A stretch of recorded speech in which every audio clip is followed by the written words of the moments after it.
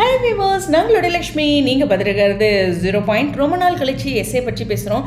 நிறைய விஷயங்கள் கொண்டு வந்திருக்காங்க. விகடனை எப்படி பாராட்டுறதுனே தெரில. ஏன்னா இந்த டாபிக் நான் பேசுகிறதுக்கு முன்னாடி ஒரு சின்ன நோட்ஸ் எடுக்கிற லெவலுக்கு இருக்குது. பொதுவாக நான் நோட்ஸ் எடுக்க மாட்டேன், பட் ஆனால் நிறைய விஷயங்கள் இருக்குது அப்படின்ட்டு. ஓகே, நான் முக்கியமான விஷயம் அப்படிங்கிறது இப்போ முத்து ஒரு இஷ்யூ பண்ணியிருக்காரு இல்லையா? சிட்டி அவர் ஒரு விஷயத்தை கையாள போகிறாரு. முத்துக்கும் சத்யாவுக்கும் இடையில் ஒரு விஷயம், அதாவது அந்த விஜயாவோட ஹேண்ட்பேக் அடிச்சிட்டார்ல, அந்த அமௌண்ட் ரிலேட்டட், அந்த அமௌண்ட்லாம் கொண்டு வந்து கொடுத்துட்டாங்க. பட் ஆனால் அந்த ஹேண்ட்பேக் அடித்தது யார் அப்படிங்கிறதுல இங்கே சத்யா தான் அப்படிங்கிற ஒரு வீடியோ ப்ரூஃப் முத்துக்கிட்டே இருக்குது. முத்துவோட மொபைலில் ரொம்ப நாளாக அது ஏன் டெலீட் ஆகலை அப்படிங்கிற நம்ம கேள்விக்கான பதிலும் இந்த இடத்துல வந்துருச்சு. ரோஹிணி வச்சு இதை சிட்டி பண்ணுறாரு. ஸோ இதனால் சத்யாவுக்கும் முத்துக்குமான பிரச்சனை மட்டும் இல்லை, சத்யா நெகட்டிவ் சைடில் போகிறதுக்கும் சான்சஸ் இருக்குது. ஸோ நான் தான் திருந்தி நல்லவனாக வரேன்ல, அப்புறம் என்ன மறுபடியும் இப்படி பண்ணால் என்ன அப்படிங்கிற ஒரு விஷயத்தில் மறுபடியும் சிட்டி கூடயே சத்யா சேர்றதுக்கான சான்சஸ் இருக்குது. இது வேற மாதிரி ஒரு கதைக்களத்துக்கு வரும். இது ரொம்ப ரொம்ப கதையில் முக்கியமான விஷயம். இன்னொரு முக்கியமான விஷயம், ரவி ஸ்ருதி இவங்களுக்கு இடையில் அந்த ரவியோட ரெஸ்டாரண்ட்ல இருந்து அவங்களுடைய மகள் வராங்களே, அவங்க ரிலேட்டடானது. அவங்க பார்த்தீங்கன்னா கொஞ்சம் ரவி மேலே ஒரு விருப்பம் இருக்க மாதிரி, இன்னும் உங்களுக்கு கல்யாணம் ஆகல இல்லைன்னு நினச்சேன் அப்படிங்கிற மாதிரி சில பாயிண்ட்ஸ்லாம் சொல்லியிருக்கிறது கொஞ்சம் கவனிக்கக்கூடிய ஒரு விஷயம் அப்படிங்கிறதா. ஓகே, இது மட்டும் இல்லை, இந்த தத்தெடுக்கிற ரிலேட்டடான விஷயம். ஸோ ரோஹிணிக்கு அகெயின்ஸ்டாக அவங்க அம்மா இருக்காங்க, ஆனால் அது அப்பப்போ கொண்டு வராங்க, எப்படி கொண்டு வர போகிறாங்க அப்படிங்கிறது தெரியல.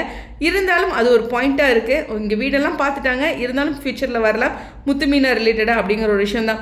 முத்துமீனா ரிலேட்டடான இன்னொரு விஷயத்தில் அந்த 1 லட்சத்துக்கு அவங்க 2 பேத்துக்குள்ள ஆர்கியூமெண்ட்ஸ் வந்தாலும் பேரண்ட்ஸ்க்காக என்ன வேணாலும் செய்யலாம், அதுக்கு எஃபர்ட் எடுக்கலாம், அது ஒன்றும் தவறு இல்லை. பட் மற்றவங்களோட கம்பேர் பண்ணி செய்ய முடியாது தான், நம்மளுடைய வாழ்க்கையோட தரத்தை பார்த்து தான் செய்யணும். அது மட்டும் கிடையாது, அந்த போவனின்னு சொல்லுவோம் எங்கள் ஊரில், அதில் அவ்வளோ சரக்குலாம் வச்சு இந்த ஒரு 60வது கல்யாணம் 80வது கல்யாணம் சம்திங் இதெல்லாம் இவ்வளோ பண்ணணுமா அப்படிங்கிறதான். ஓகே, அது நம்மளுடைய கரெக்டு தான் மீனா சொன்னது, நம்மளுடைய விஷயத்துக்கு தகுந்த மாதிரி பண்ணலாம். பட் ஃப்ரெண்டு கேட்குறாங்க, அதில் எனக்கு பாயிண்ட்ஸ்லாம் சில விஷயங்கள் இருக்குது. மீனாவை விட ஒருத்தர் இம்பார்ட்டன்ட் முக்கியம்னு சொல்லக்கூடாது. செல்வம் ரொம்ப நாள் இருந்தான், மீனா இப்போ வந்தவ தானே அப்படின்ட்டு நம்பர் நட்பு இருக்குல்லடா அப்படிங்கிற மாதிரி சொன்னதில் கொஞ்சம் வருத்தம் இந்த டைலாக்ஸில். ஆனால் பொதுவாக அப்படி ஆண்கள் சொல்லிடுறாங்க. மனைவி தான் கணவர் ரொம்ப பெருசாக நினச்சிட்டு இருக்க மாட்டிருக்கு. சரி, மைண்ட் வைஸ் இந்த இடத்துல வச்சுக்கிறேன். ஓகே, இதெல்லாம் ஒரு பக்கம் இருக்கா. அந்த 1 லட்சம் போயிடுச்சு அப்படிங்கிறது இருந்தாலும் அல்ல, அவங்க எல்லாரும் கவர் கொடுத்தாங்களே, அதாவது மொய் பண்ணணும்னு சொல்லுவோம், அந்த காசு கொடுத்துருக்காங்க. அது எவ்வளோங்கிறத டீம் சொல்லலை. அது ரொம்ப முக்கியமான விஷயம். அந்த 5 லட்சம் ரிலேட்டடான நகர்வுகளையும் ஒரு பக்கம் போயிட்டு இருக்கு. அடுத்து சீதாவுடைய சேலரி ரிலேட்டடாக ஒரு சின்ன புள்ளி இருக்குது, அது உங்களுக்கே தெரியும்னு நினைக்கிறேன். ரோஹிணி பற்றி அந்த ஹாஸ்பிட்டல் ரிலேட்டடான விஷயங்கள் வெளியில் சொன்னதுனால இது ஏற்பட்டிருக்கு. அதுவும் ரொம்ப ரொம்ப முக்கியமான விஷயம். ஸோ அடுத்தடுத்து நிறைய இன்ட்ரெஸ்டிங்கான விஷயங்கள் எஸ்ஏல இருக்குது அப்படிங்கிறதா. அது மட்டும் இல்லை, அந்த பிஏக்கு ஒரு செக் வைக்கிறாங்க. பிஏ தேவைப்படும் போதெல்லாம் ஒரு மிரட்டுறதுன்ட்டு. எனக்கு மனோஜுக்கு அந்த 2 லெட்டர் மாதிரி கொடுத்தாங்களே, அதுலாம் என்னையா இப்படி சுற்றிட்டு இருக்காங்க, ஒன்றும் புரியலையே அப்படிங்கிற மாதிரி இருந்தது. அப்புறம் லைட்டாக நானும் பிஏ தான் இருக்கும் அப்படின்னு சொல்லும்போது அடுத்த எபிசோட்லேயே ரோஹிணி சொல்லிட்டாங்க. இருந்தாலும் அந்த பிஏக்கு ஒரு முற்றுப்புள்ளி இருக்காது, ஏன்னா அவர் ஒரு கதையில் முக்கியமான ஒரு பர்சன் தான். ஸோ இருந்தாலும் இப்போதைக்கு தட்டி வைக்கிறார் சிட்டி அப்படிங்கிற ஒரு பாயிண்ட் மட்டும் கவனிக்கக்கூடிய ஒரு விஷயம்.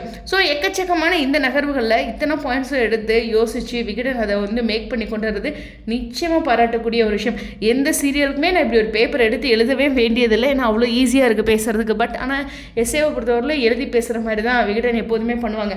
சின்னதாக நோட்ஸ் எடுத்துருக்கணும், அந்தளவுக்கு பாயிண்ட்ஸ் இருக்குது. ஸோ எக்கச்சக்கமான நகர்வுகள் இருக்குது. ஒரு 2-3 நாளைக்கு முன்னாடி பேசும்போது கூட நான் வருத்தப்பட்டு பேசியிருப்பேன், இந்த சரக்கடித்த விஷயங்கள் ரிலேட்டடாக சத்யா, செல்வம், அப்புறம் இது மாதிரி அது மாதிரியே டாபிக் போகுதுன்ட்டு. பட் இந்த இடத்துல நிறைய பாயிண்ட்ஸ் இருக்குது. ஸோ பாராட்டக்கூடிய விஷயம்.